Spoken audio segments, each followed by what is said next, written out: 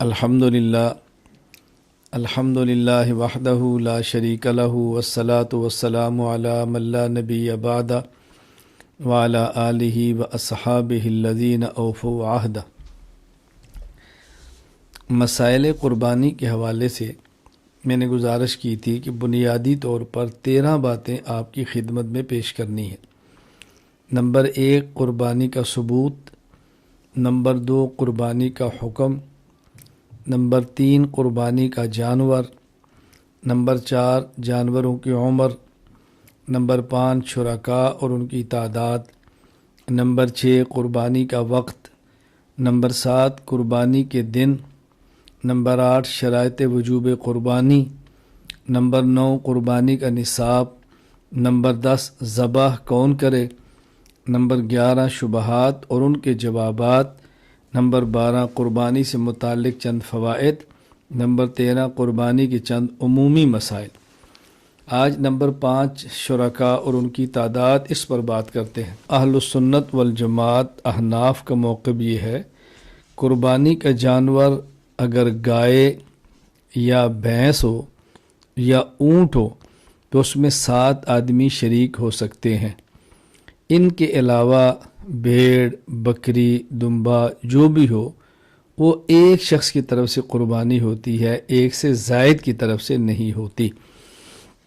فتاوی عالمگیریہ جلد نمبر 5 الباب الثامن میں ہے یجب ان یعلم ان الشاة لا ترضع الا عن واحد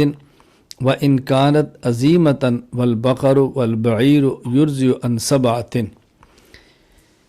بکری صرف ایک آدمی کی طرف سے قربانی میں ذبح ہوتی ہے اگرچہ وہ کتنی بڑی کیوں نہ ہو، البتہ گائے اور اونٹ میں 7 آدمی شریک ہو سکتے ہیں۔ اس پر ہمارے دلائل: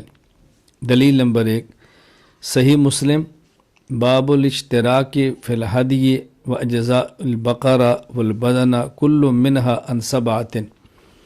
حضرت جابر رضی اللہ تعالیٰ عنہ فرماتے ہیں خرجنا مع رسول اللہ صلی اللہ علیہ وسلم محلین بالحج، ہم حضور اکرم صلی اللہ علیہ وسلم کے ساتھ حج کا احرام باندھ کر نکلے۔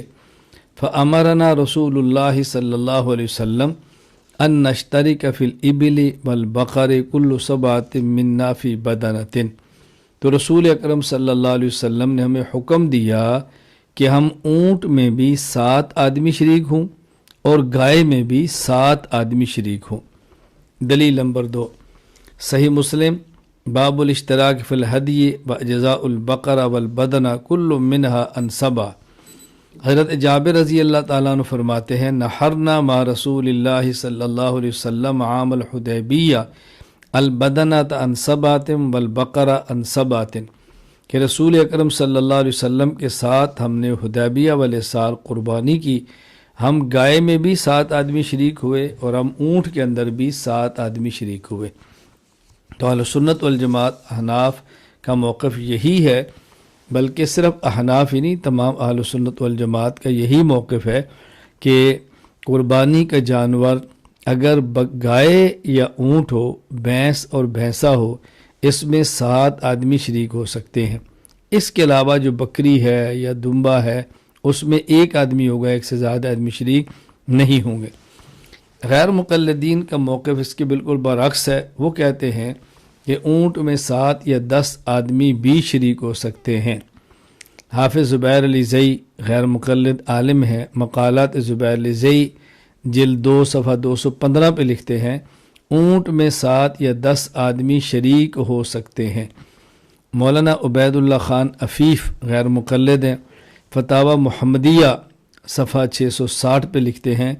گائے میں 7 اور اونٹ کی قربانی میں 10 حصے دار شریک ہو سکتے ہیں۔ ان کے دلائل کیا ہیں؟ دلیل سنن ترمذی باب ما جاء ان الشاة الواحدہ تجزئ عن اہل البیت۔ حضرت عبداللہ بن عباس رضی اللہ تعالیٰ عنہ فرماتے ہیں کننا مع رسول اللہ صلی اللہ علیہ وسلم فی سفر فحضر الاضحى فاشترکنا فی البقرۃ 7 وفی البعیر 10۔ عبداللہ بن عباس رضی اللہ تعالیٰ عنہ فرماتے ہیں کہ ہم رسول اللہ صلی اللہ علیہ وسلم کے ساتھ سفر میں تھے، عید الاضحیٰ کا دن آ گیا تو ہم نے یوں قربانی دی کہ ہم گائے میں 7 حصہ دار بنے اور اونٹ میں 10 آدمی شریک ہوئے۔ اب اس سے معلوم ہوتا ہے کہ گائے میں 7 اور اونٹ میں 10 آدمی شریک ہو سکتے ہیں۔ جوابات ملاحظہ فرمائیں۔ جواب نمبر 1، رسول اکرم صلی اللہ علیہ وسلم سے ایک حدیث حضرت جابر بن عبداللہ والی ہم نے پیش کی کہ اونٹ اور گائے دونوں میں 7 آدمی۔ ابھی غیر مقلدین نے جو حدیث پیش کی عبداللہ بن عباس رضی اللہ عنہما والی کہ اونٹ میں 10 اور گائے میں 7۔ اب حدیثیں 2 آ گئیں۔ دیکھنا یہ ہے کہ صحابہ کرام رضی اللہ تعالیٰ عنہ مجمعین کا عمل کس پر ہے۔ اگر رسول اکرم صلی اللہ علیہ وسلم سے 2 حدیثیں آ جائیں تو پھر صحابہ کرام کا عمل دیکھا جاتا ہے۔ جس کو صحابہ کرام لیں اس کو ہم لیں گے، جس کو وہ چھوڑ دیں ہم اس کو چھوڑ دیں گے۔ صحابہ کرام کا چھوڑ دینا اس بات کی دلیل ہوتی ہے کہ یہ عمل متروک ہے اور منسوخ ہے۔ حضرت امام ابو داؤد رحمہ اللہ تعالی سنن ابی داؤد باب من لا یقطع الصلاۃ شیء کے تحت لکھتے ہیں اذا تنازل خبران الرسول اللہ صلی اللہ علیہ وسلم نظر الی ما عمل به اصحابہ من بعد۔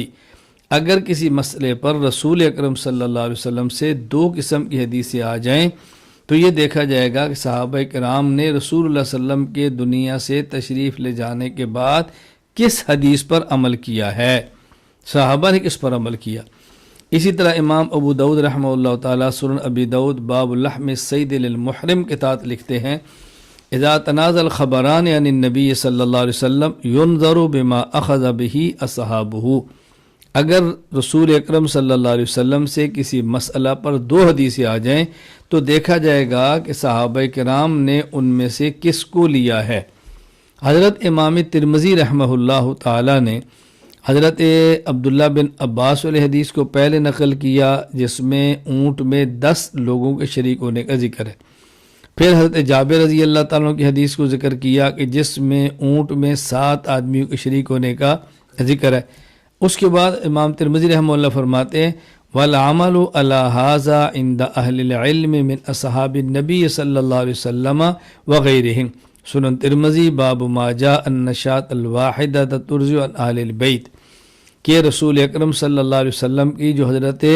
جابر والی حدیث ہے کہ نبی پاک صلی اللہ علیہ وسلم کی موجودگی میں صحابہ کرام اونٹ کے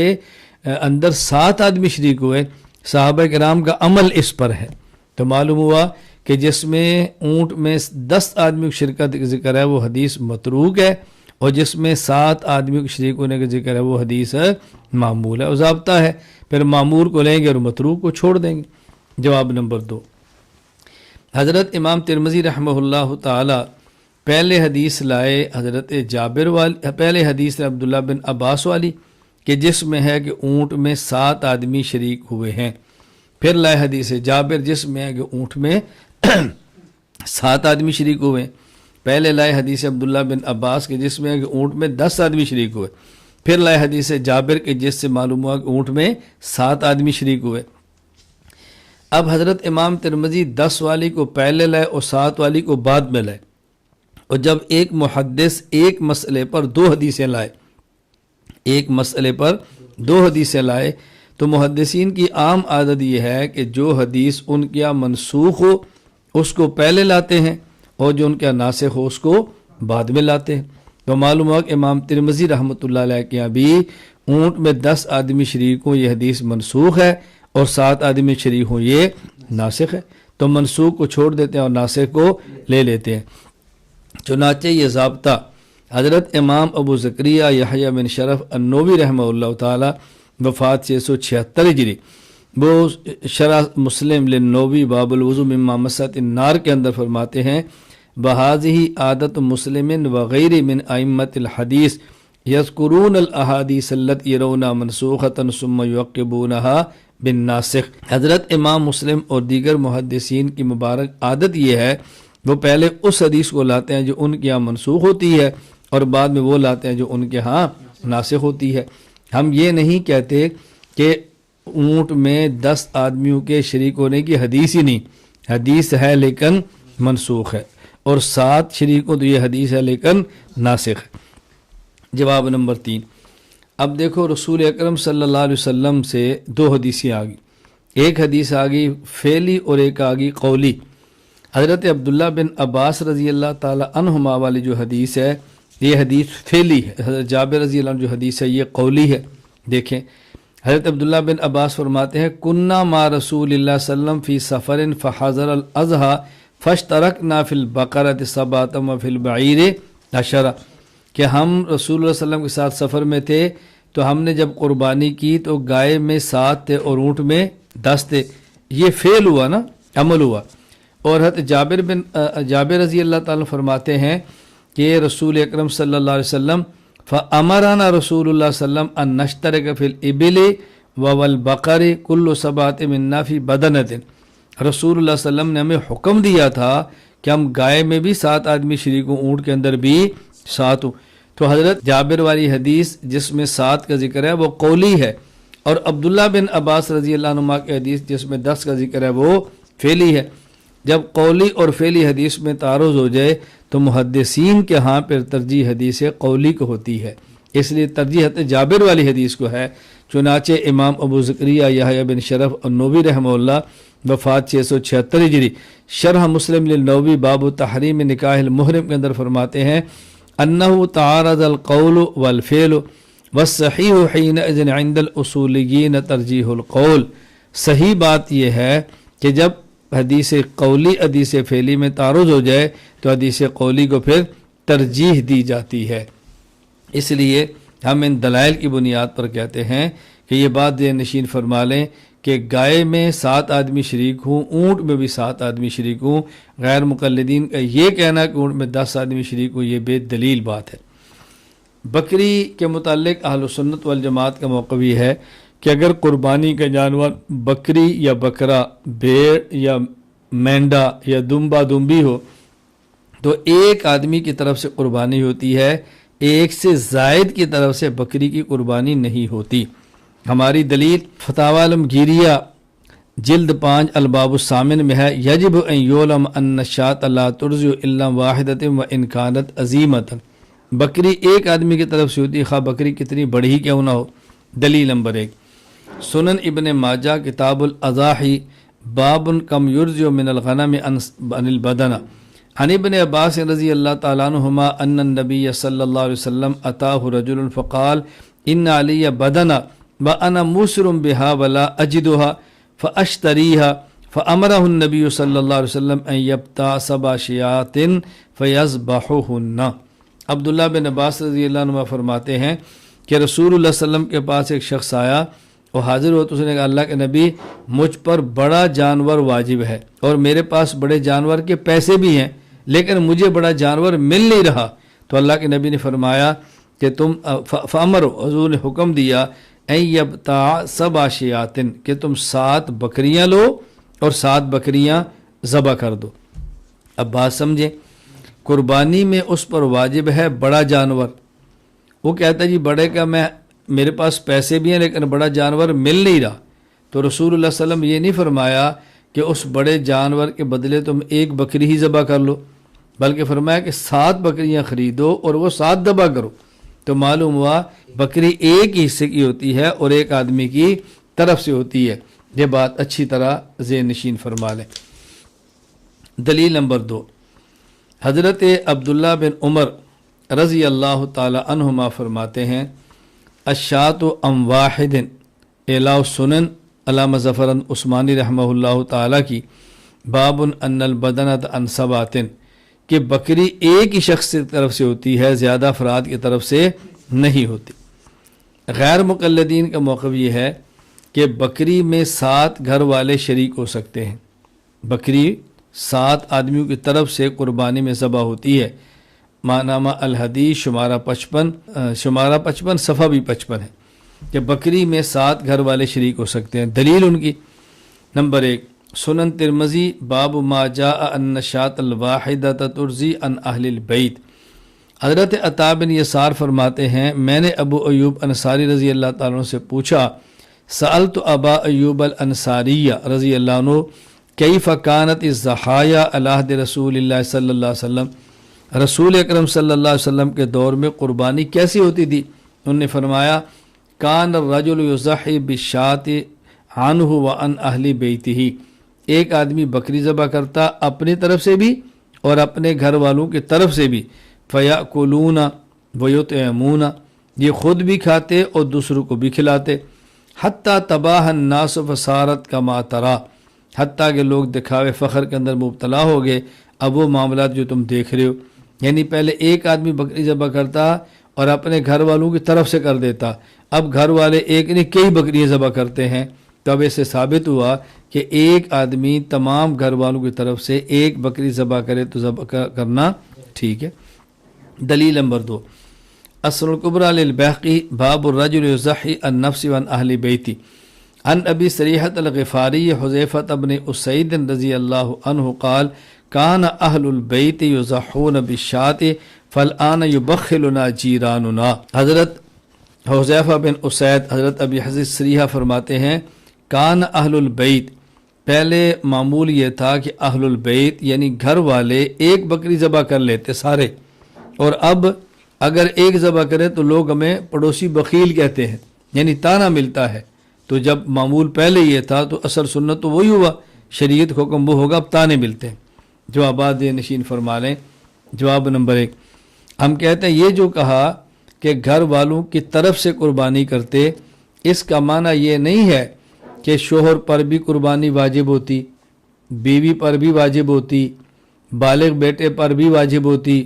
بالغ بیٹی پر بھی واجب ہوتی، اور اگر گھر میں داماد ہوتا تو اس پر بھی ہوتی، اور سب کی طرف سے اکیلا شوہر یا باپ قربانی کرتا تو یہ 4-5 قربانیاں کرنے کی بجائے ایک قربانی کرتا، یہ معنی اس کا نہیں ہے۔ اس کا معنی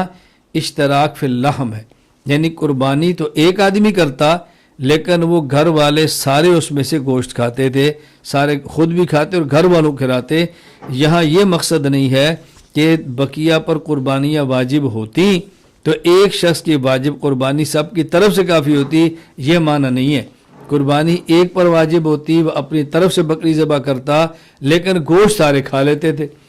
دیکھو امام محمد بن حسن شیبانی وفات 189 ہجری، موطا امام مالک باب ما یجزی من الضحایا ان اکثر من واحد میں فرماتے ہیں کان الرجل یکون محتاجا فیذهب الشاة الواحدہ یضحی بها عن نفسه فیاکل ویطعم اہلہ، ایک آدمی محتاج ہوتا یعنی اس کے پاس پیسے زیادہ نہ ہوتے، ایک بکری ذبح کرتا اپنی طرف سے، وہ خود بھی کھاتا گھر والوں کو کھلاتا۔ فاما شاۃ واحدۃ تذبح عن اثنین او ثلاثۃ اضحیہ ثلاثۃ اضحیۃ فهذه لا یجزی ولا يجوز شاۃ الا عن الواحد، ہاں البتہ ایک بکری 2 یا 3 کی طرف سے قربانی کرے ایسا ہرگز نہیں، اور ایسا کرنا جائز بھی نہیں ہے۔ علامہ عبداللہ لکھنوی رحمہ اللہ وفات 1204 ہجری، التعلیق المجدد علی الموت الامام محمد، اس کے اندر باب ما یرجو من الضحایا اکثر من واحد میں فرماتے ہیں انہ محمول علامہ اذا کان رجل محتاجا الی اللحم او فقیرا لا یجب علیہ الاضحیہ فیذبح الشاة الواحدۃ عن نفسہ ویطعم اللحم اہل بیتہ او یشرکم فی الثواب فذلک جائز، فاما الاشتراک فی الشاة الواحد فی الاضحیۃ الواجبۃ فلا،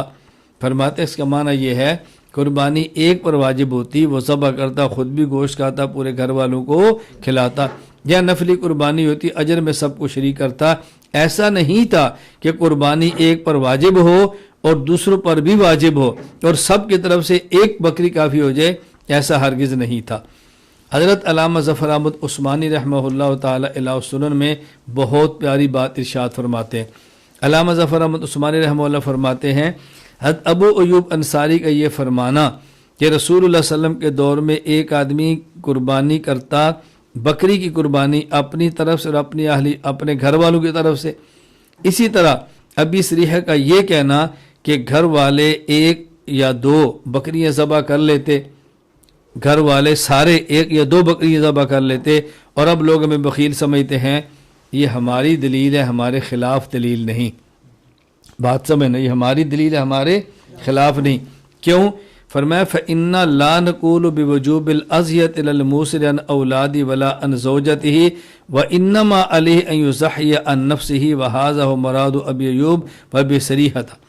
ہم یہ نہیں کہتے کہ ایک شخص جس پر قربانی واجب ہے وہ اپنے گھر یعنی ایک آدمی جو مالدار ہے اور گھر کا سربراہ ہے، اس کے اوپر قربانی کرنا واجب ہے، اولاد کی طرف سے بھی اور اپنی بیوی کی طرف سے بھی۔ ہم یہ تو کہتے ہی نہیں، توجہ رکھنا، ہم یہ نہیں کہتے کہ ایک آدمی جو مالدار ہے اس کے اوپر قربانی کرنا واجب ہے، اولاد کی طرف سے بھی اور اپنی بیوی کی طرف سے بھی۔ ہم کہتے ہیں کہ جو آدمی مالدار ہے اس پر قربانی کرنا واجب ہے اپنی طرف سے، اپنی اولاد اور اپنی بیوی کی طرف سے اس کے اوپر قربانی کرنا واجب نہیں۔ یہی بات یہ حضرات فرما رہے ہیں کہ ان الاغنیاء المیاسیر لم یکونوا یضحون عن اولادہم الصغار ولا عن اہل بیتہم حتی تباہ الناس، کہ دیکھیں رسول اللہ علیہ وسلم کے دور میں جو آدمی مالدار ہوتا وہ اپنی اولاد کی طرف سے اور اپنی بیوی کی طرف سے وہ قربانی نہیں کیا کرتا تھا، یہاں تک کہ لوگوں نے فخر کرنا شروع کر دیا۔ ہم کہتے ہیں ان کی طرف سے وہ نہیں کرتا تھا کہ ایک ہی قربانی ہوتی تھی، یہ نہیں ہوتا تھا کہ بیوی پر واجب ہے تو اس کی طرف سے بھی کرے، بیٹے پر واجب ہے تو اس کی طرف سے بھی کرے، وہ تو ایک ہی کرتا تھا نا، توجہ رکھنا۔ وَلِأَجَلِ ذَلِكَ قَالَ ابو سریحہ، اسی وجہ سے ابو سریحہ فرماتے ہیں کہ اہل البیت یعنی گھر کا سربراہ وہ کبھی ایک ذبح کرتا بکری اور کبھی دو۔ وَلَوْ كَانَ ذَلِكَ لِلْإِشْتِرَاكِ لَمْ يَكُنْ حَاجَةً إِلَىٰ أَزْيَدَ مِنْ شَاةٍ أَصْلًا، اگر قربانی ایک آدمی جس پر واجب ہے اور دوسروں پر واجب ہے سب کی طرف سے ایک بکری کافی ہو جاتی تو پھر دو ذبح کرنے کی ضرورت کیا تھی؟ کوئی ایک کرتا اور کوئی دو کرتا، کبھی گھر والے ایک ہی کر لیتے کبھی گھر والے دو کر لیتے، تو جب ایک سب کی طرف سے کافی ہے تو پھر دو کی ضرورت کیوں پیش آ گئی؟ بات سمجھنا۔ فرمایا وَلَٰكِنَّ الْيَسَارَ إِنَّمَا لِقَيِّمِ الْبَيْتِ، مالدار ہوتا جو گھر کا سربراہ ہے، اور گھر کے سربراہ کتنے ہوتے؟ وَلَا يَكُونُ لِأَهْلِ الْبَيْتِ إِلَّا قَيِّمٌ وَاحِدٌ أَوْ اثْنَانِ غَالِبًا، کسی گھر کا سربراہ ایک ہوتا کسی گھر کے سربراہ دو ہوتے، اس لیے فَلِأَجَلِ ذَلِكَ كَانَ أَهْلُ الْبَيْتِ يُضَحُّونَ بِالشَّاةِ وَالشَّاتَيْنِ، جب گھر کا سربراہ ایک ہوتا تو قربانی ایک کر لیتا، اور جب گھر کے سربراہ دو ہوتے تو قربانی دو کر لیتے۔ وَلَمْ يَكُونُوا يُضَحُّونَ عَنِ الصِّغَارِ وَلَا عَنِ الْكِبَارِ الْفُقَرَاءِ، وہ قربانی اپنے چھوٹے بچوں کی طرف سے اور جو بڑے ہوتے اور نصاب کے مالک نہ ہوتے ان کی طرف سے قربانیاں نہیں کرتے تھے۔ حتی تباہ بذالک فلا دلیل فیہ علی اجزاء الشاة عن اہل البیت کلہم اذا کانوا اغنیاء ففہم، اس میں اس بات پر کوئی دلیل نہیں ہے کہ اگر بچے مالدار بھی ہوں، اگر بڑے ہوں اور مالدار ہوں تو ان کی طرف سے ایک بکری کافی ہو جائے، اس پر کوئی دلیل موجود نہیں۔ حضرت فرماتے ہیں بہت پیاری گفتگو فرمائی، یہ تو ہماری دلیل ہے، ہم تو یہ کہتے ہیں جو مالدار ہے قربانی کرنا اس پر ہے، سب کے اوپر قربانی، اگر ایک مالدار ہے اور باقی بچے ہیں تو قربانی اپنی طرف سے کرے گا، بچوں کی طرف سے نہیں کرے گا۔ اسی طرح اگر خود یہ مالدار ہے اور اس کا بچہ بڑا ہے اور مالدار ہے تو ان کی طرف سے بھی گھر کے سربراہ پر قربانی کرنا واجب نہیں ہے، تو یہ تو ہماری دلیل ہے، یہی بات تو ہم کہہ رہے ہیں۔ نمبر 2، دوسرا جواب ذہن نشین فرما لیں، ہم کہتے ہیں یہ ایسے ہی ہے کہ جیسے آج کے دور میں بھی اور عرف میں بھی اگر ایک گھر میں ابا جی قربانی کریں اور بچے چھوٹے ہوں جن پر قربانی واجب بھی نہیں ہے تو وہ بھی کہتے ہیں ہم نے بکرے کی قربانی کی ہے، ہم نے بکرے کی قربانی کی ہے، ہم نے دمبے کی قربانی کی ہے، حالانکہ ان بچوں نے تو قربانی نہیں کی ہوتی نا، قربانی تو باپ نے کی ہوتی ہے لیکن نسبت پورے گھر کی طرف سے ہو جاتی ہے۔ یہی معنی ان احادیث کا ہے کہ گھر کا سربراہ قربانی سب کی طرف سے کرتا، یعنی چونکہ سربراہ ہوتا تھا تو اس کی قربانی ایسے شمار ہوتی کہ جیسے پورے گھر والوں نے قربانی کر لی ہے۔ یہ بات اچھی طرح ذہن نشین فرما لیں۔ جواب نمبر 3، ہم کہتے ہیں کہ یہ جو قربانی کرتے اور باقی اس کے اندر شریک ہوتے، یہ قربانی واجب نہیں ہوتی بلکہ قربانی نفلی ہوتی، اور نفلی قربانی میں صرف گھر والے نہیں آپ پوری امت کو بھی شریک کرنا چاہتے، کوئی حرج کی بات نہیں ہے۔ کتاب الاثار بروایت امام محمد کتاب باب الاضحیہ حدیث نمبر 790 حضرت حیثم عبد الرحمن بن ثابت سے نقل کرتے ہیں ان النبی صلی اللہ علیہ وسلم ضحى بکبشین املحین ذبح احدہما عن نفسی والآخر عمن قال لا الہ الا اللہ محمد رسول اللہ، کہ رسول اکرم صلی اللہ علیہ وسلم دو دمبے ذبح کرتے اور فرماتے ایک میری طرف سے ہے اور ایک ہر اس شخص کی طرف جس نے کلمہ پڑھا لا الہ الا اللہ محمد رسول اللہ صلی اللہ علیہ وسلم۔ تو نبی پاک صلی اللہ علیہ وسلم پوری امت کی طرف سے کرتے، تو نفلی قربانی سب کی طرف سے کرے، کوئی اشکال کی بات نہیں ہے۔ یہی بات امام بدر الدین محمود بن احمد بن موسیٰ العینی رحمہ اللہ، وفات 855 ہجری، عمدۃ القاری کتاب الحج، باب فمن تمتع بالعمرۃ الحج کے تحت فرماتے ہیں وَأَمَّا مَا رُوِيَ أَنَّهُ صلی اللہ علیہ وسلم ضحى بشاة عن امته فإنما كانت تطوعا، یہ نفلی تھی اس لیے حضور پوری امت کے سے فرما لیتے۔ زبدۃ المحدثین مولانا خلیل احمد سہارنپوری رحمہ اللہ تعالی وہ لکھتے ہیں بذل المجہود شرح سنن ابی داؤد کتاب الضحایا باب فی شاة ضحى بها عن جماعت کے اندر انہ علیہ السلام انما فعل ذلك لاجل الثواب وهو انه جعل ثواب تضحیۃ بشاة واحدۃ لامتی لا للاجزاء وسقوط التعبد منهم۔ رسول اللہ صلی اللہ علیہ وسلم نے جو ایک بکری ذبح کی وہ اس وجہ سے نہیں تھی کہ باقی امت کے لیے کافی ہو گئی، اور نہ ہی اس وجہ سے تھی کہ باقی امت اب قربانی والی عبادت نہ کرے، بلکہ وہ اس لیے تھا کہ سب کو ثواب مل جائے۔ اس لیے بات اچھی طرح ذہن نشین فرما رہے، الجھن میں نہ رہے۔ ہاں البتہ اتنی بات ضرور ہے، اگر ایک بکری کئی آدمیوں کی طرف سے کافی ہو جائے تو اس پر کئی ایک اشکال ہوں گے۔ پہلا اشکال یہ ہے کہ اہل بیت میں نابالغ بچہ بھی ہے، نابالغ پر قربانی واجب ہی نہیں، تو اس کی طرف سے کافی ہونے کا معنی کیا ہوا؟ دوسرا اشکال یہ ہے اگر زکوٰۃ کے مسئلے میں بیوی صاحب نصاب ہو تو بیوی پر کچھ زکوٰۃ دینا الگ سے فرض ہے، یہ نہیں کہ شوہر زکوٰۃ دے دے تو بیوی کو دینے کی ضرورت نہیں۔ تو اگر زکوٰۃ شوہر پر بھی فرض ہو بیوی پر بھی فرض ہو، دونوں صاحب نصاب ہوں تو بیوی کو الگ سے زکوٰۃ دینی پڑتی ہے، شوہر کا خود صاحب نصاب ہو کر زکوٰۃ دینا اتنے کافی نہیں ہے، بیوی اپنی زکوٰۃ ادا کرے۔ تو اگر زکوٰۃ کے مسئلے پر بیوی کے ذمہ لازم ہے تو صاحب نصاب ہو تو اس کی طرف سے قربانی اپنی ہوگی، شوہر کی دی قربانی اس کی طرف سے کیسے کافی ہو سکتی ہے؟ نمبر 3، گائے اور اونٹ میں 7 آدمی شریک ہیں، اگر ایک بکری 7 افراد کی طرف سے یا پورے گھر والوں کی طرف سے کافی ہے تو پھر ایک اونٹ یا ایک گائے یہ پورے گھر والوں کی طرف سے کافی کیوں نہیں ہے؟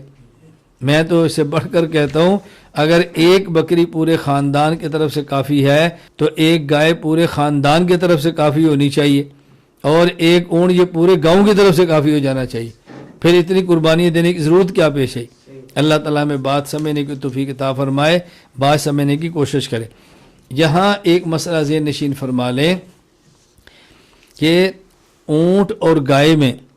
7 آدمی شریک ہو سکتے ہیں، 7 سے زیادہ شریک نہیں ہو سکتے، لیکن 7 سے کم شریک ہونا چاہیں تو اس کی گنجائش موجود ہے، یعنی 6 آدمی شریک ہو جائیں،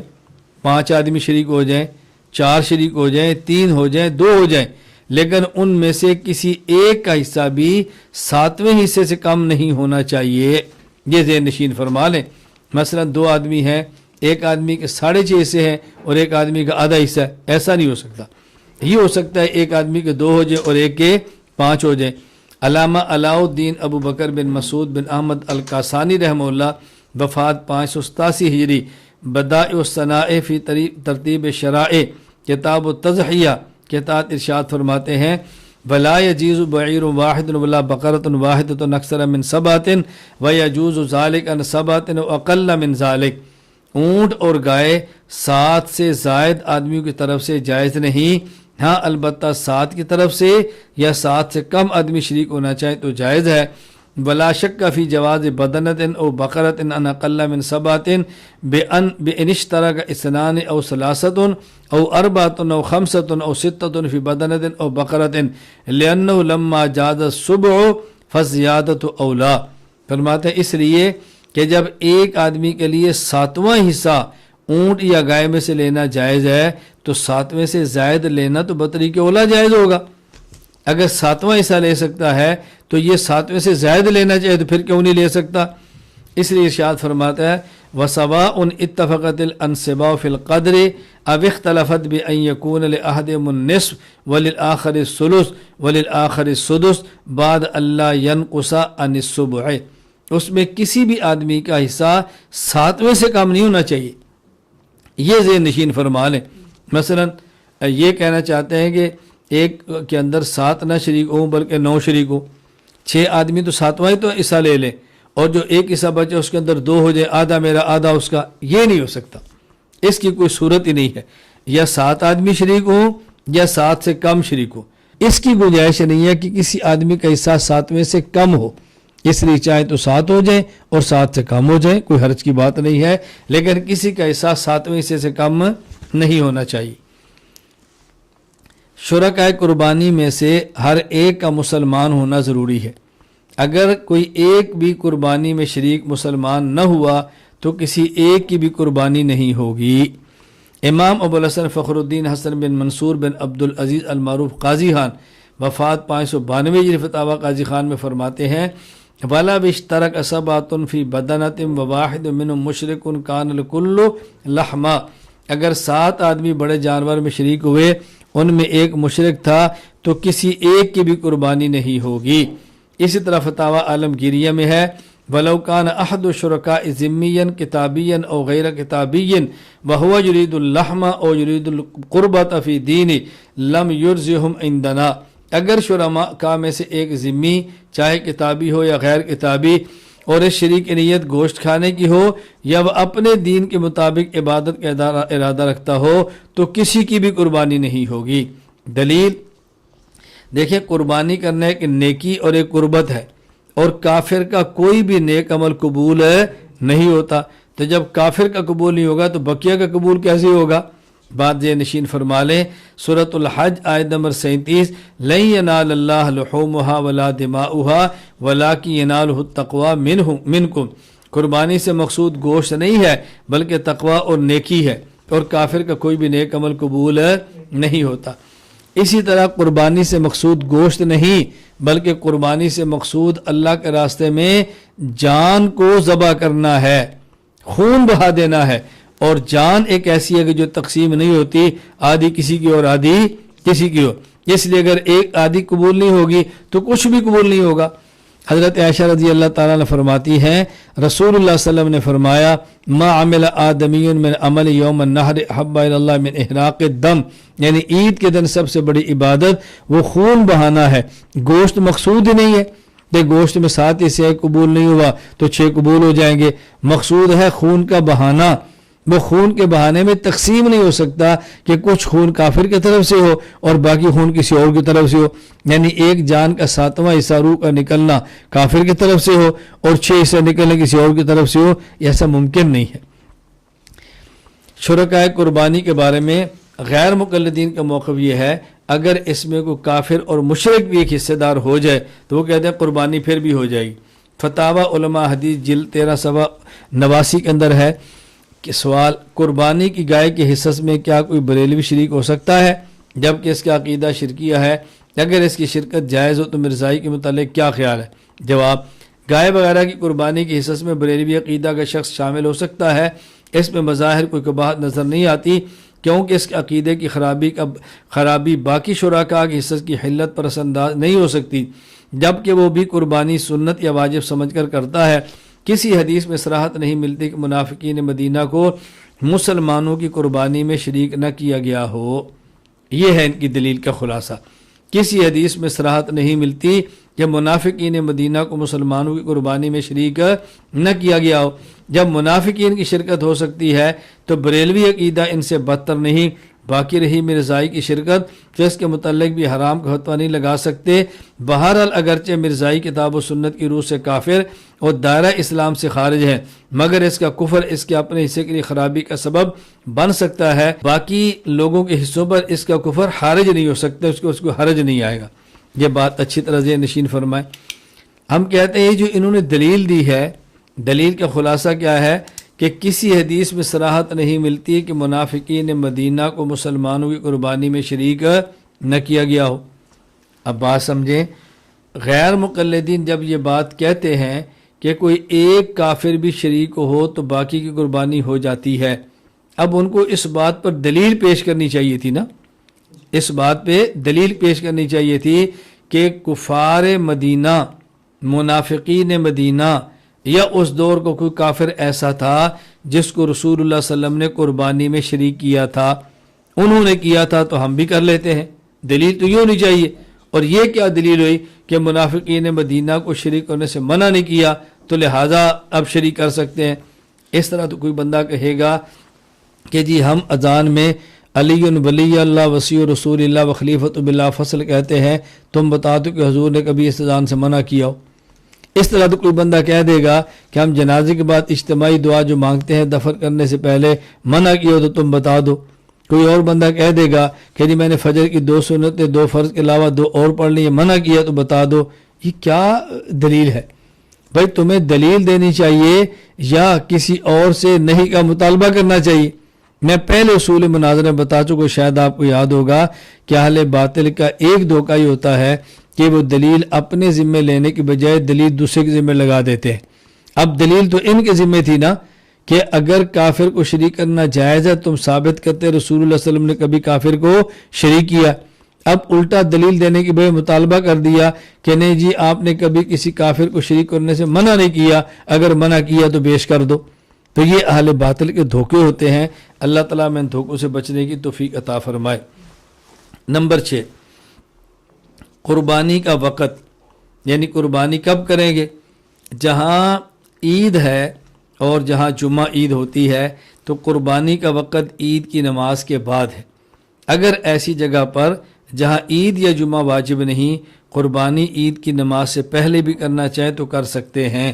لیکن جہاں قربان عید کی نماز واجب ہے وہاں عید کی نماز سے پہلے قربانی نہیں کرتی، اگر کر لی تو قربانی ادا نہیں ہوگی، عید کے بعد دوبارہ کرنی پڑے گی۔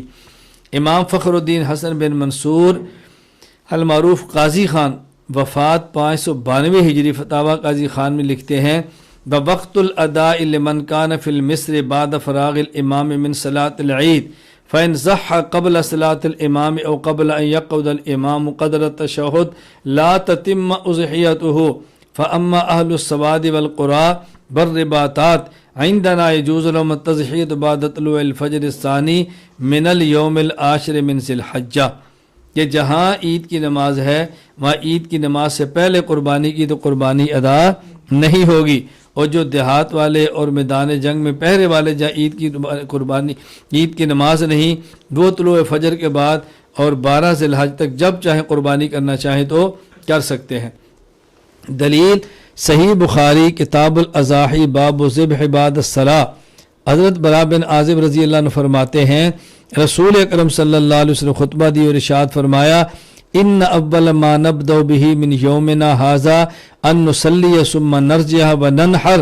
آج کے دن ہمارا پہلا کام یہ ہوگا ہم عید کی نماز پڑھیں گے پھر واپس جائیں گے اور قربانی کریں گے۔ فمن فعل فقد اصاب سنتنا، جس نے اسی طرح قربانی کی، پہلے عید پڑھی پھر قربانی دی، اس نے ہمارے طریقے کے مطابق چلا۔ ومن نحر فانما هو لحم يقدمه لاهله ليس من النسك في شيء، اور جس آدمی نے عید کی نماز سے پہلے قربانی کر لی تو اس آدمی کا ہم سے کوئی تعلق یعنی اس نے ایک ایسا کام کیا کہ جیسے عام دنوں میں ذبح کر کے گوشت کھا لیتے ہیں، اس کا قربانی سے کوئی تعلق نہیں ہے۔ قربانی کے دن اہل سنت والجماعت کے قربانی کے 3 دن ہیں۔ اہل سنت والجماعت احناف کے ہاں قربانی کے 3 دن ہیں۔ 10 ذی الحج سے وقت شروع ہوگا اور 12 ذی الحج کو مغرب کی نماز تک یہ چلے گا وقت۔ علامہ علاء الدین ابو بکر بن مسعود بن احمد القاسانی رحمہ اللہ وفات 587 ہجری، بدائع الصنائع القاسانی کتاب العزیہ میں فرماتے ہیں وَأَيَّامُ النَّحْرِ ثَلَاثَةٌ يَوْمُ الْأَضْحَى وَهُوَ الْيَوْمُ الْعَاشِرُ مِنْ ذِي الْحِجَّةِ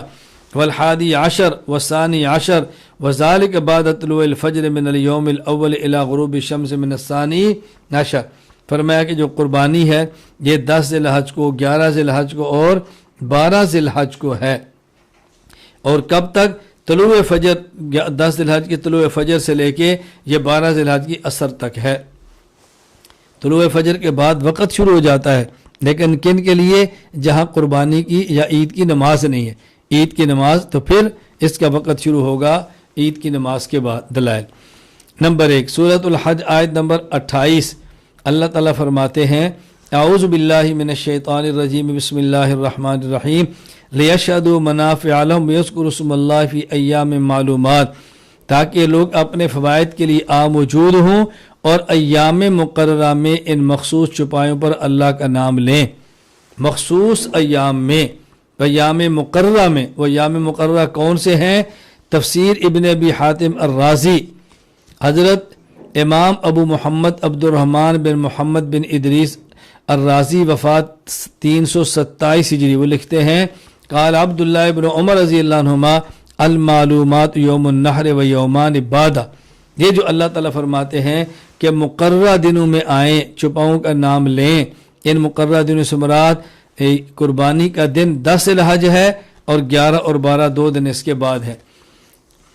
اب دیکھو آیت کی تفسیر کی ہے صحابی نے، اور جب آیت کی تفسیر صحابی کرے تو امام ابو عبداللہ محمد بن عبداللہ بن محمد الحاکم وفات 405 ہجری، المستدرک الحاکم سورۃ الفاتحہ کے تحت لکھتے ہیں لیعلم طالب هذا العلم ان تفسیر الصحابی الذی شاہد الوحی والتنزیل عند شیخین حدیث مسند، یہ طالب علم کو بات جان لینی چاہیے کہ صحابی جب حدیث کی تفسیر کرے تو وہ حضرت امام بخاری امام مسلم کی حدیث مسند ہوتی ہے، تو گویا یہ حدیث مسند ان نے بیان فرمائی۔ دلیل نمبر 2 صحیح بخاری باب ما یؤکل من لحوم الاضاحی، حضرت سلمہ بن اکوع رضی اللہ تعالیٰ عنہ فرماتے ہیں رسول اللہ صلی اللہ علیہ وسلم فرمایا من ضحی منکم فلا یصبحن بعد ثالثۃ وبقی فی بیت منہ شیء، کہ تم میں سے جو شخص قربانی کرے تو تیسرے دن کے بعد اس کے گھر میں قربانی کے گوشت میں سے کچھ نہ رہنا چاہیے، یعنی 3 دن کے اندر گوشت ختم کرو۔ جب دیکھو 3 دن کے بعد چوتھے دن قربانی کا گوشت رکھنے کی اجازت نہیں ہے تو چوتھے دن قربانی کرنے کی اجازت کیسے ہوگی؟ ممکن نہیں ہے۔ ہاں یہ بات یہ نشین فرما لیں کہ ابتدا یعنی شروع میں رسول اللہ صلی اللہ علیہ وسلم نے فرمایا تھا قربانی کا گوشت 3 دن سے زیادہ رکھنے کی گنجائش نہیں، لیکن بعد میں آپ نے خود اجازت دے دی کہ تم 3 دن سے زیادہ قربانی کا گوشت رکھنا چاہو تو رکھ سکتے ہو۔ سنن نسائی کتاب الجنائز باب زیارت القبور کے اندر روایت موجود ہے، عبداللہ بن بریدہ رضی اللہ عنہ اپنے والد بریدہ سے نقل کرتے ہیں کہ رسول اللہ صلی اللہ علیہ وسلم فرمایا نہیتکم عن زیارت القبور فزوروها ونہیتکم عن لحوم الاضاحی فوق 3 ایام فامسکوا ما بدا لکم، میں پہلے تم کو منع کرتا تھا کہ قبرستان نہ جایا کرو، اب تمہیں قبروں کی زیارت کرنے کی اجازت دیتا ہوں۔ پہلے میں نے تمہیں منع کیا تھا کہ 3 دن سے زائد قربانی کا گوشت نہ رکھو، اب اجازت دے تم جتنے دن چاہو اپنے گھر میں گوشت رکھ سکتے ہو۔ یہ بات اچھی طرح ذہن نشین فرما لیں، 3 دن سے زائد قربانی کا گوشت رکھنے کی اجازت مل گئی، اس کا معنی یہ نہیں ہے کہ 3 دن کے بعد قربانی کرنے کی بھی اجازت مل گئی، کیونکہ گوشت رکھنے کی اجازت تو پورا سال ہے۔ اگر کوئی بندہ پورا سال بھی رکھنا چاہے تو پابندی نہیں، تو اس کا معنی یہ تو نہیں ہے کہ پورا سال تک قربانی بھی کرنا چاہے تو کر سکتا ہے۔ اس غلط فہمی کے اندر کبھی مبتلا نہیں ہونا۔ دلیل نمبر 3 احکام القرآن لابی جعفر احمد الطحاوی، اسی طرح موطا امام مالک کتاب الضحایا حضرت علی رضی اللہ عنہ فرماتے ہیں النحر 3 ایام، قربانی کے دن 3 ہیں۔ دلیل نمبر 4 احکام القرآن لابی جعفر الطحاوی حضرت عبداللہ بن عباس رضی اللہ عنہ فرماتے ہیں النحر یومان بعد یوم النحر وافضلها یوم النحر، قربانی کے دن 3 ہیں اور افضل دن وہ 10 ذی الحج ہے، افضل 10 ذی الحج، پھر 11 اور پھر 12۔ یہاں ایک بات ذہن نشین فرما لیں، یہ تو ہمارا موقف تھا جس پر ہم نے دلائل دیے ہیں کہ قربانی کے دن 3 ہیں، 10 11 اور 12۔ ہاں البتہ غیر مقلدین کا موقف یہ ہے کہ قربانی کے ایام 3 نہیں بلکہ قربانی کے ایام 4 ہیں، 10 11 12 اور 13۔ غیر مقلد عالم مولانا مبشر احمد ربانی جلد 2 صفحہ 316 پہ لکھتے ہیں قربانی کا وقت نماز عید کے بعد شروع ہوتا ہے اور 13 ذی الحجہ کو غروب آفتاب تک رہتا ہے۔ دلیل السنن الکبریٰ للبیہقی، امام ابو بکر احمد بن حسین بن علی البیہقی رحمہ اللہ فات 458 ہجری، باب من قال الاضحیٰ جائز یوم النحر، فرماتے ہیں رواہ معاویۃ بن یحییٰ، یہ لفظ یاد رکھیں، رواہ معاویۃ بن یحییٰ الصدفی عن الزہری عن سعید بن المسیب مرۃ عن ابی سعید فمرۃ عن ابی ہریرہ رضی اللہ عنہما عن النبی صلی اللہ علیہ وسلم ایام التشریق کلھا ذبح، کہ رسول اللہ صلی اللہ علیہ وسلم نے فرمایا کہ ایام تشریق سارے کے سارے ذبح کے دن ہیں، اور ایام تشریق 10، 11، 12 اور 13 ہیں۔ معلوم ہوا کہ 4 کے 4 دن ایام تشریق بھی ہیں اور چاروں دن قربانی کے دن ہیں۔ جواب ذہن نشین فرما لیں۔ جواب نمبر 1، یہ حدیث موضوع ہے، یہ حدیث موضوع ہے۔ حضرت امام ابو محمد عبد الرحمن بن محمد بن ادریس بن مہران المعروف ابن ابی حاتم الرازی وفات 327 ہجری، وہ فرماتے ہیں معاویۃ بن یحییٰ الصدفی عن الزہری عن سعید بن المسیب عن ابی سعید، یہ نقل کی، پھر فرمایا ھذا حدیث کذب بھذا الاسناد، یہ حدیث اس سند کے ساتھ جھوٹ ہے، علل الحدیث ابن ابی حاتم الرازی۔ اسی طرح ایک اور مقام پر اپنے والد محمد بن ادریس المعروف ابو حاتم الرازی سے نقل کرتے ہیں ھذا حدیث موضوع عندی، یہ حدیث میرے یہاں موضوع اور من گھڑت ہے۔ اب ظاہر ہے من گھڑت حدیث استدلال کیسے لیں گے، اور اگر اس حدیث کو موضوع نہ مانیں تو کم از کم یہ حدیث ضعیف ضرور ہے۔ امام یحییٰ بن معین رحمہ اللہ تعالی فرماتے ہیں معاویۃ بن یحییٰ الصدفی لا شیء، معاویہ بن یحییٰ الصدفی کی حدیث میں کچھ حیثیت نہیں، ان کی حیثیت حدیث کے اندر کچھ بھی نہیں ہے۔ امام ابو زرع الرازی وفات 264 ہجری فرماتے ہیں لیس بقوی، معاویہ بن یحییٰ الصدفی حدیث کے معاملے میں قوی نہیں ہے۔ امام ابو محمد عبد الرحمن بن محمد یہ فرماتے ہیں احادیثہ کلھا مقلوبۃ الجرح والتعدیل، کہ معاویہ بن یحییٰ کی ساری حدیثیں یہ تبدیل ہو جاتی ہیں۔ علامہ شمس الدین محمد بن احمد بن عثمان ذہبی وفات 748 ہجری الکاشف فرماتے ہیں ضعفوہ، محدثین نے اس کو ضعیف قرار دیا۔ تو نمبر 1 یہ حدیث موضوع ہے، نمبر 2 اگر یہ موضوع نہ بھی نہ ہو تو یہ ضعیف ضرور ہے۔ اچھا، اسی طرح غیر مقلد عالم مولانا زبیر علی زئی فتاوی علمیہ میں فرماتے ہیں ایام تشریق میں ذبح والی روایت اپنی تمام سندوں کے ساتھ ضعیف ہے۔ اسی طرح مقالات زبیر علی زئی جلد 4 صفحہ 340 پہ لکھتے ہیں صحابہ کرام میں سے کسی ایک صحابی سے بھی باسند صحیح یا حسن لذاتی یہ ثابت نہیں کہ قربانی کے 4 دن ہیں۔ تو یا تو حدیث موضوع ہے یا حدیث کم از کم ضعیف ہے۔ اچھا، اور اس کے مد مقابل ایام تشریق کو رسول اللہ صلی اللہ علیہ وسلم نے کھانے پینے اور بیوی سے ہم بستر ہونے کے دن فرمایا،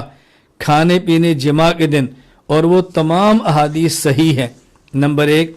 صحیح مسلم باب تحریم صوم ایام تشریق عن نبیشۃ الحذلی رضی اللہ عنہ قال قال رسول اللہ صلی اللہ علیہ وسلم ایام التشریق ایام اکل و شرب، تشریق کے ایام کھانے اور پینے کے دن ہیں۔ سنن ترمذی باب ما جاء فی کراہیت الصوم فی ایام تشریق عن عقبۃ بن عامر رضی اللہ تعالیٰ عنہ قال قال رسول اللہ صلی اللہ علیہ وسلم یوم عرفۃ و یوم النحر و ایام التشریق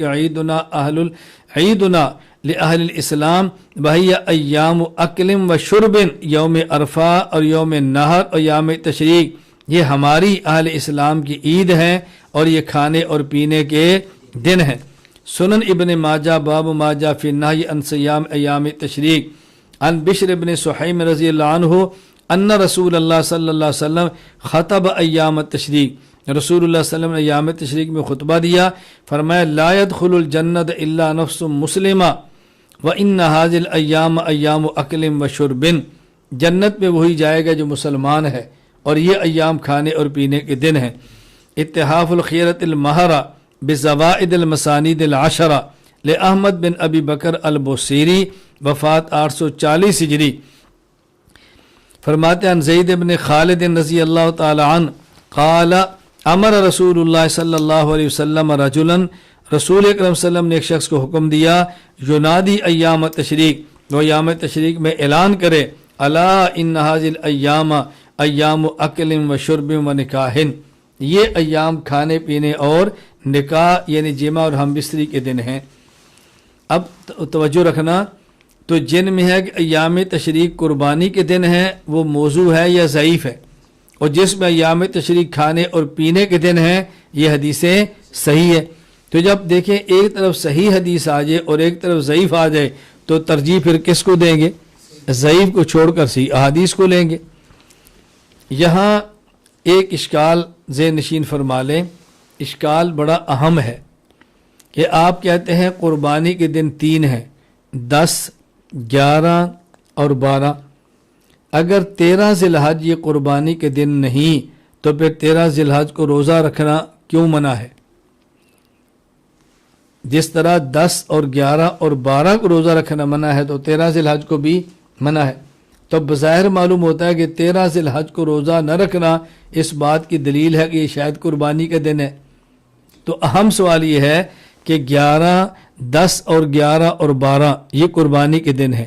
تو 13 ذی الحج اگر قربانی کا دن نہیں تو پھر 13 ذی الحج کو روزہ رکھنے کی ممانعت کیوں ہے؟ جواب ذہن نشین فرما لیں، ہم کہتے ہیں عقل کا تقاضا یہ تھا کہ جب ان دنوں میں عید نہیں تو اس دن میں روزہ رکھنا جائز ہونا چاہیے تھا۔ جب 13 ذی الحج عید کا دن نہیں ہے تو روزہ رکھنے کی اجازت ہونی چاہیے تھی، لیکن عید کا دن نہ ہونے کے باوجود رسول اکرم صلی اللہ علیہ وسلم نے منع فرما دیا کہ ان دنوں میں روزہ نہیں رکھنا۔ یہ اس بنیاد پر ہے کہ ہم اگر عقل کے مقابلے میں نقل آ جائے تو پھر عقل کو قربان کر دیتے ہیں۔ یہ حناف کا ضابطہ ہے کہ جہاں بھی حدیث اور عقل کا تعارض آئے پھر ہم عقل کی بات نہیں مانتے بلکہ نقل اور اللہ کے پیغمبر کی بات مانتے ہیں۔ چونکہ رسول اللہ صلی اللہ علیہ وسلم نے فرما دیا، حضرت سعید بن ابی وقاص کہتے ہیں، امرنی رسول اللہ ان انادی ایام منا ان ایام اکل و شرب و بیعال فلا صوم فیہا، حضور نے مجھے حکم دیا تھا کہ جاؤ جا کے اعلان کرو کہ یہ ایام کھانے اور پینے اور بیعال کے دن ہیں، فلا صوم فیہا یعنی ایام تشریق، کہ ایام تشریق کے اندر تم نے روزہ نہیں رکھنا۔ تو اس کو ہم اس لیے نہیں کہتے یہ عقل کے خلاف ہے، ہم اس لیے کہتے ہیں کہ عقل سے ماورا ہے۔ تو بس عقل سے ماورا ہے، ہم عقل کی بنیاد پر حدیث کو نہیں چھوڑتے، ہاں حدیث کی بنیاد پر عقل کو چھوڑ دیتے ہیں۔ نمبر 8، شرائط وجوب قربانی۔ قربانی کس شخص پر واجب ہوگی؟ اس کے لیے 4 شرطیں ہیں۔ نمبر 1 مسلمان ہو، نمبر 2 آزاد ہو، نمبر 3 صاحب نصاب ہو، اور نمبر 4 یہ مقیم ہو۔ نمبر 1 مسلمان ہو، کیوں؟ علامہ علاء الدین ابو بکر بن مسعود بن احمد القاسانی وفات 587 ہجری بدائع الصنائع میں تحریر فرماتے ہیں، لِأَنَّهَا قُرْبَةٌ وَالْكَافِرُ لَيْسَ مِنْ أَهْلِ الْقُرْبِ، اس لیے کہ قربانی عبادت اور نیکی ہے اور کافر عبادت کا اہل اور مکلف نہیں ہے۔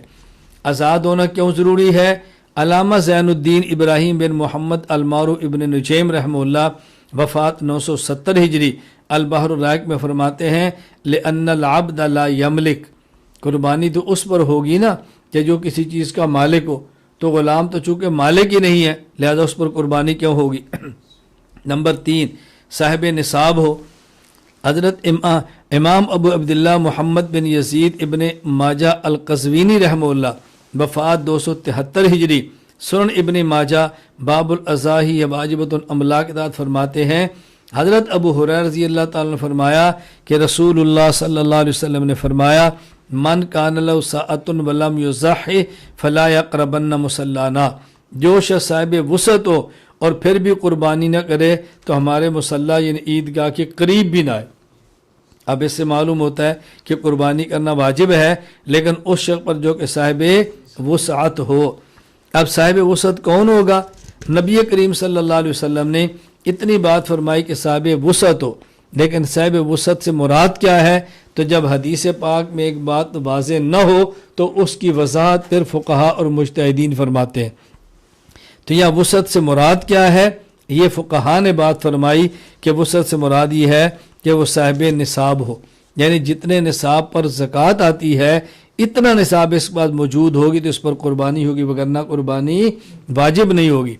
अल्लामा अलाउद्दीन अबू बकर बिन मसूद बिन अहमद अल कासानी वफ़ात 587 हिजरी बदाए सनाए किताबुल अज़िया फरमाते हैं वमिनहल गिना लिमा रुविया रसूलुल्लाह सल्लल्लाहु अलैहि वसल्लम अन्नहु क़ाल मन वजदा साअतन फलयुज़हि। साहिब वसत होना ज़रूरी है, मालदार होना ज़रूरी है कि अल्लाह के नबी ने फरमाया जिसके बाद वसत व कुर्बानी करे। बशरत अलैहिस्सलात वस्सलाम अस्साअत वयल गिना, अल्लाह के नबी ने वसत को शर्त करार दिया और वो क्या है, यकून फी मिल्की मअता दिरहमिन औ इशरून दीनारन औ शैउन तबलुगु कीमतु ज़ालिक सिवा मस्कनिही व मा यतअस्ससु बिही व किस्वतिही व खादिमिही व फरसिही व सिलाही व मा ला यस्तगनी अन्हु व हुव निसाबु सदक़ातिल फ़ितर। और फरमाया वो वसत क्या है, 200 दराहिम हो या 20 दिनार हो। आज के दौर में 52.5 तोला चांदी हो या उसके बाद 7.5 तोला सोना हो, और लेकिन ये माल इससे अलावा हो